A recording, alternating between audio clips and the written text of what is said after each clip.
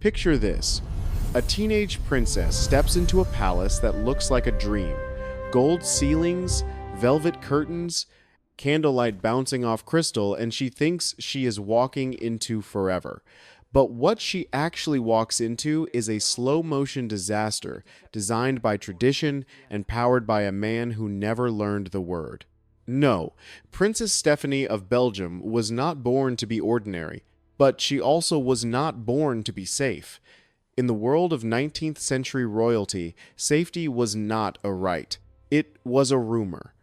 And the cruelest part is that the danger did not come from an enemy army or a political assassin. It came from the person who was supposed to be her protector, her husband, the crown prince, the heir, the man whose smile could calm a ballroom and whose private life could destroy a woman's body. Stephanie's story is what happens when a fairy tale is used as bait, when duty is used as a leash, and when a crown becomes a mask for cruelty. Now listen closely, because the story you are about to hear is not a romantic tragedy. It is something darker. Within a year of marriage, Crown Prince Rudolf of Austria-Hungary infected Stephanie with syphilis, an illness that could hide in the body, return in waves, and leave permanent damage. In that era, it carried stigma so vicious that even innocent women were treated as if they were guilty. For Stephanie, this was not just a health crisis. It was a theft. It could steal her fertility. It could sabotage her role in a dynasty obsessed with bloodlines. It could turn her into a problem the court wanted to manage, not a person the court wanted to protect. And then, as if disease was not enough, Rudolph's life slammed into a violent ending that shook Europe. A murder-suicide in an isolated hunting lodge that left Stephanie widowed at 24 and trapped inside a scandal she did not create. If you're thinking that can't get worse, hold that thought, because what the Empire did to her afterward is the part that will make you furious. So here is the cliffhanger you need to keep in your mind. How does a girl who arrives in Vienna with hope end up infected, erased, and blamed for a man's collapse? The answer begins with the cold machinery of royal marriage, because before Rudolph destroyed her life, the system had already decided what her life was worth. In 19th century Europe, royal marriages were not love stories. They were political engineering. A wedding was a treaty with a human face. A bride was a bridge between dynasties, and her feelings were considered decorative, like lace on a gown. Princess Stephanie was born in 1864 into Belgium's royal world, raised with discipline and the belief that duty could be honorable. Crown Prince Rudolf was born in 1858 into the Habsburg machine, raised under pressure so intense it could twist even a strong personality. Austria-Hungary was a multinational empire, stretching across diverse peoples, languages, and regions.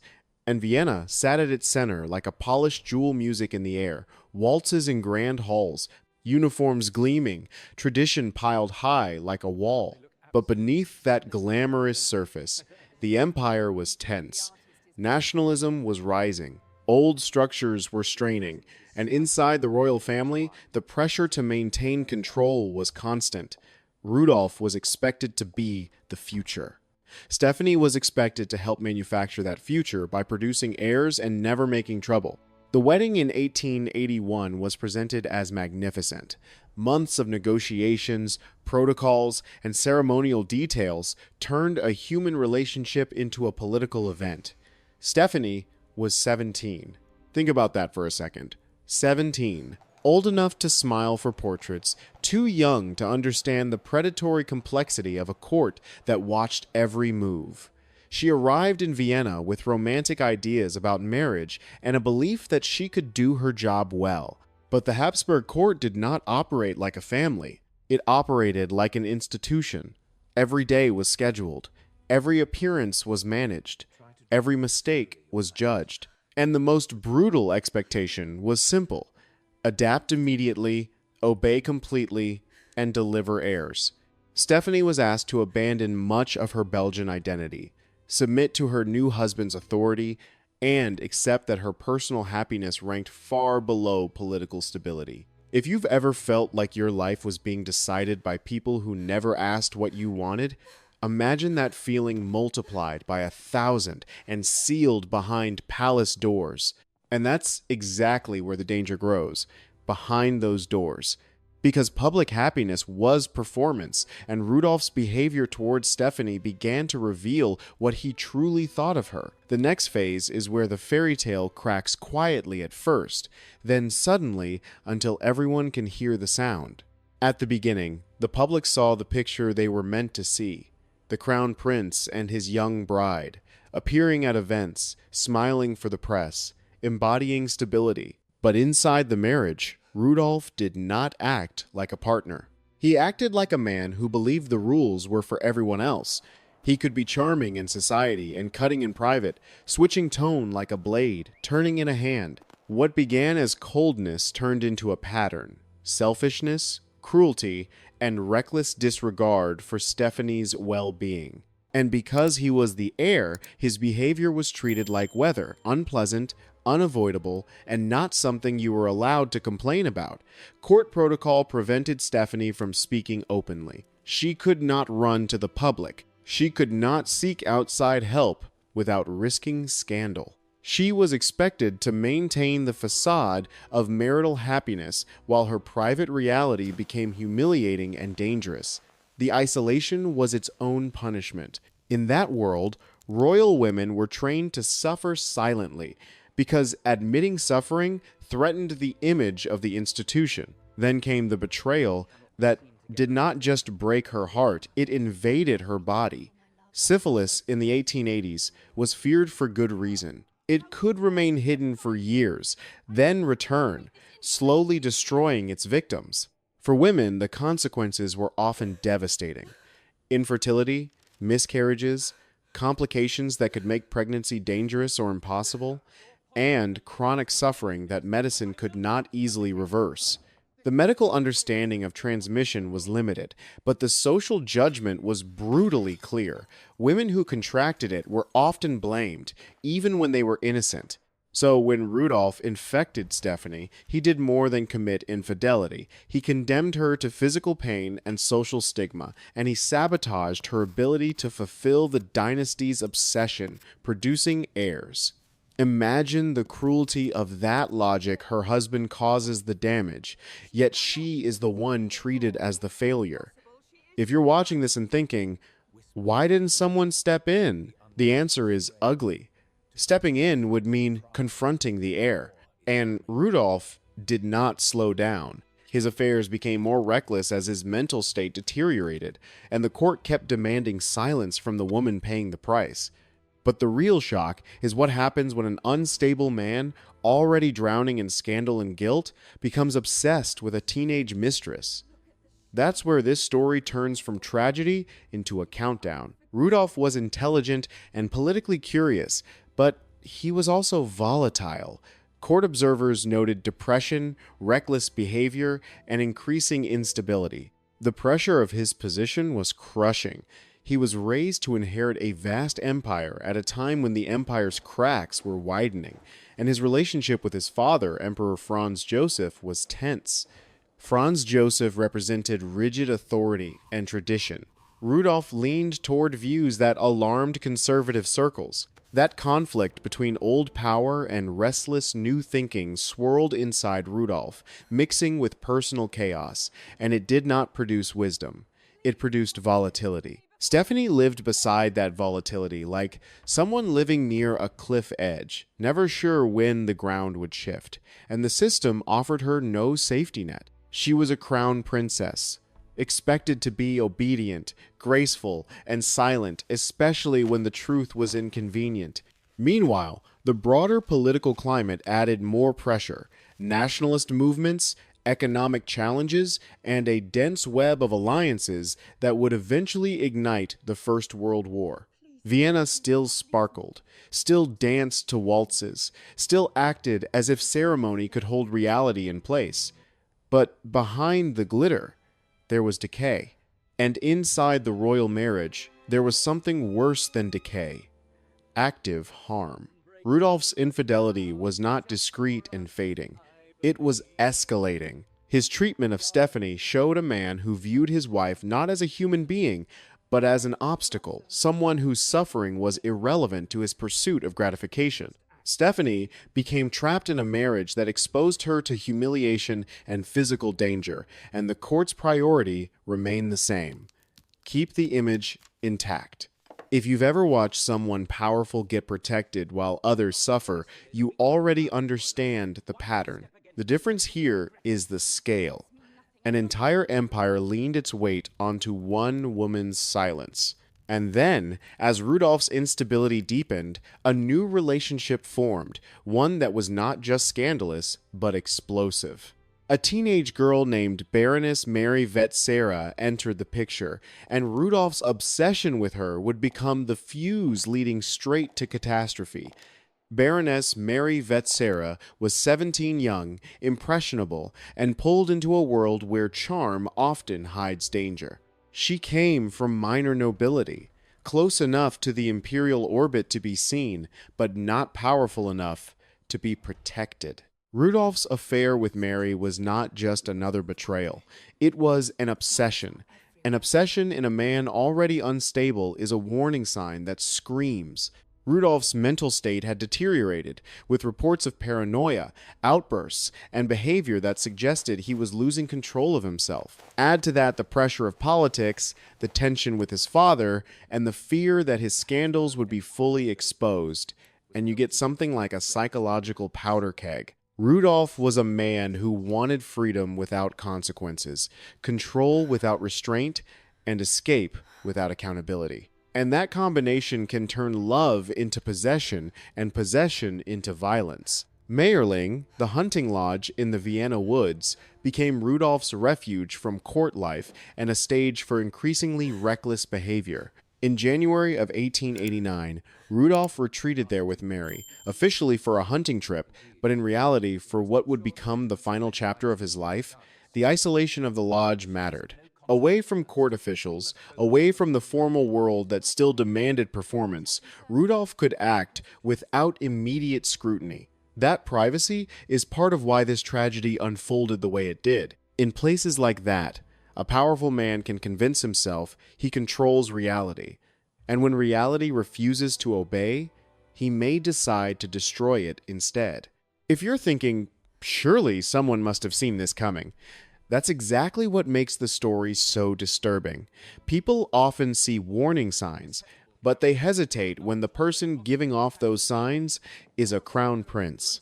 And then came the morning that changed everything. January 30th, 1889, when servants opened doors they probably wished they could forget. What they found would become one of Europe's most infamous royal scandals, and Stephanie would become the collateral damage all over again. On the morning of January 30th, 1889, servants at Mayerling discovered the bodies of Crown Prince Rudolph and Baroness Mary Vetsera. The story that spread, despite desperate efforts to control it, was horrifying. Rudolph shot Mary, and then shot himself. A murder-suicide. The heir to one of Europe's most powerful empires dead in a bedroom, alongside a teenage mistress. The shockwaves were immediate, not only because of the violence, but because it exposed what the dynasty tried to hide: instability at the highest level. This was not a private tragedy, it was a political nightmare.